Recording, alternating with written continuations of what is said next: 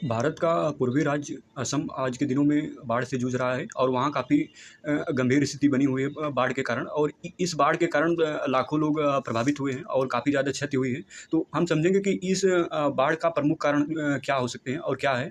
तो सबसे पहला कारण यही है कि इस क्षेत्र में जो असम की अवस्थिति है उसके जो आरी बगल राज्य हैं, चाहे अरुणाचल प्रदेश हो, चाहे नागालैंड हो, मणिपुर, मिजोरम और इसके अलावा मेघालय हो, इन राज्यों के पहाड़ियों पर जब भी भारी वर्षा होती है तो उस वर्षा का जो पानी होता है वो असम की ओर मतलब सहायक नदियों के माध्यम से प्रवेश करता है और जाकर ब्रह्मपुत्र नदी में मिलता है।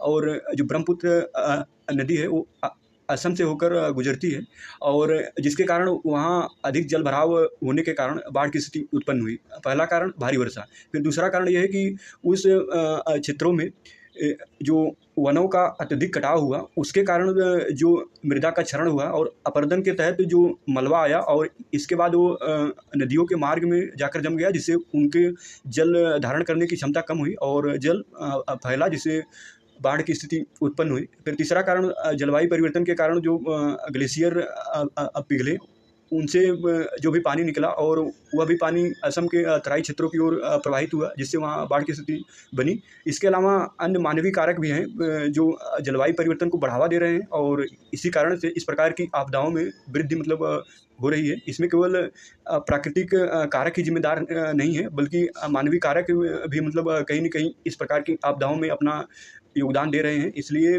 ये बातें समझना आवश्यक है कि मानव द्वारा जो भी प्राकृतिक संसाधनों को क्षरण किया जा रहा है उसको कम किया जाए, क्योंकि यही सब